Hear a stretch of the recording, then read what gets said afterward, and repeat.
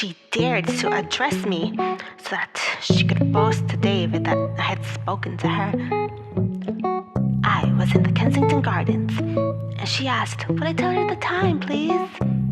Just as children ask and forget as they run back with it to the nurse. But I was prepared even for this, and raising my hat, I pointed with my staff to a clock in the distance. She should have been overwhelmed, but as I walked on listening intently, I thought with displeasure that I heard her laughing. Her laugh is very like David's, whom I could punch all day in order to hear him laugh. I dare say she put this laugh into him. She has been putting qualities into David, altering him, turning him forever on a lathe since the day she first knew him, and indeed long before, and all so deftly that he is still called a child of nature. When you release David's hand, he is immediately lost like an arrow from the bow. No sooner do you cast eyes on him than you're thinking of birds. It is difficult to believe that he walks to the Kensington Gardens. He always seems to have alighted there. And were I to scatter crumbs, I opine he would come and peck. This is not what he set out to be. It is all the doing of that timid-looking lady who affects to be greatly surprised by it. He strikes 100 gallant poses in a day. When he tumbles, which is often, he comes to the ground like a Greek god. So Mary A. has willed it. But how she suffers that he may achieve. I've seen him climbing a tree while she stood beneath in unutterable anguish. She had to let him climb. Boys must be brave. But I'm sure that, as she watched him, she fell from every branch. David admires her prodigiously.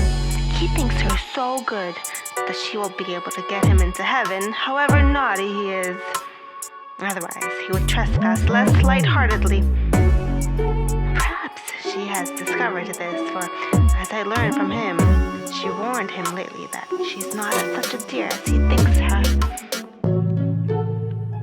I'm very sure of it, I replied. Is she such a dear as you think her? He asked me.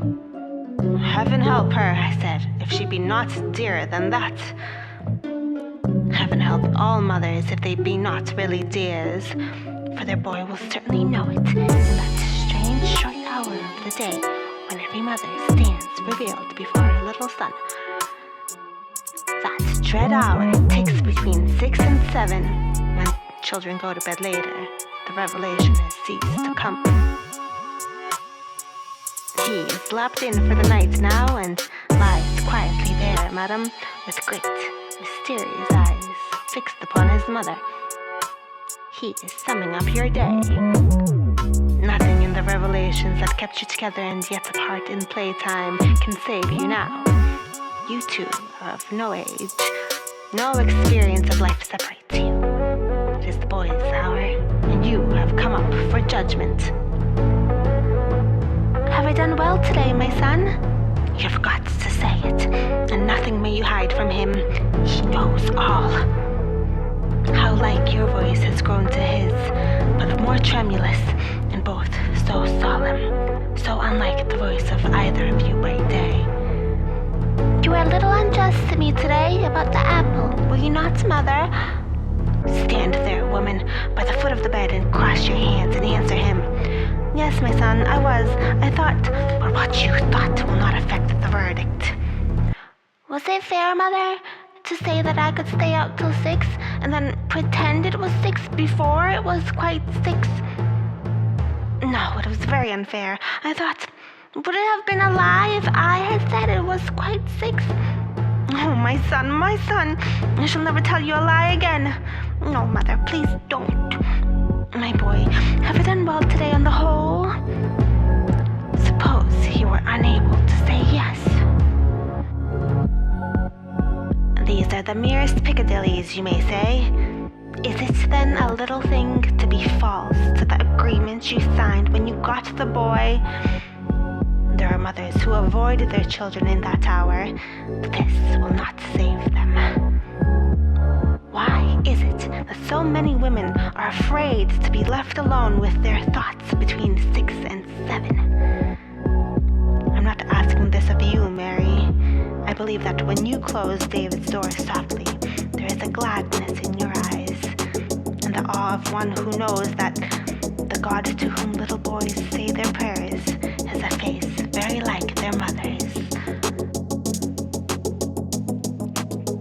I may mention here that David is a stout believer in prayer and has had his first fight with another young Christian who challenged him to the jump and prayed for victory, which David thought was taking an unfair advantage.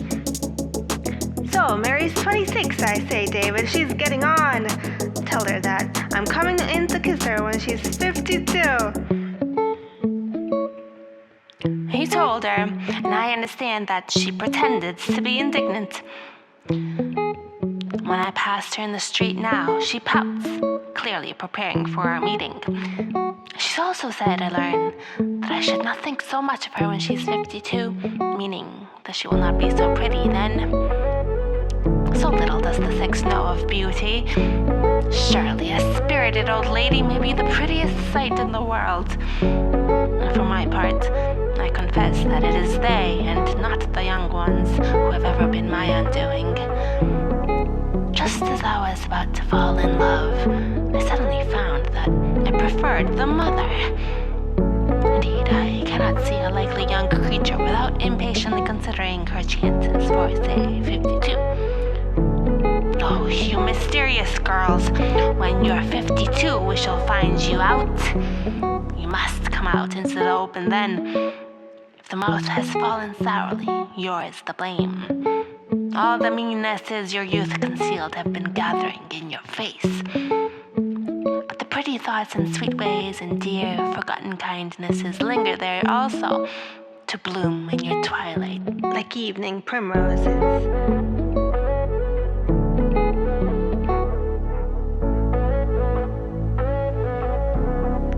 Not strange that, though I talk thus plainly to David about his mother, he still seems to think me fond of her. How now, I reflect, what sort of bumpkin is this? And perhaps I say to him cruelly, boy, you're uncommonly like your mother.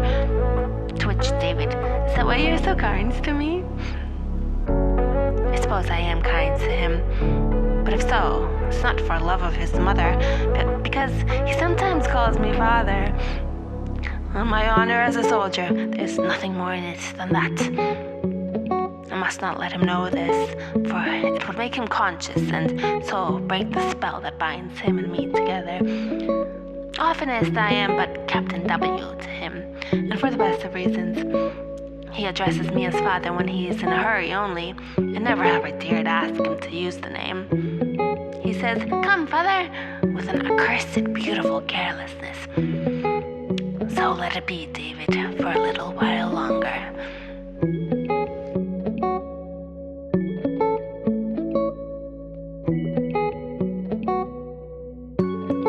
I like to hear him say it before others, as in shops. When in shops, he asks the salesman how much money he makes in a day, and what straw he keeps it in, and why his hair is red. Does he like Achilles, of whom David has lately heard, and is so enamored that he wants to die to meet him. At such times, the shopkeepers accept me as his father, and I cannot explain the peculiar pleasure this gives me. I'm always in two minds then, to linger that we may have more of it, and to snatch him away before he volunteers the information. He's not really my father. When David meets Achilles, I know what will happen. The little boy will take the hero by the hand, call him father, and drag him away to some round pond.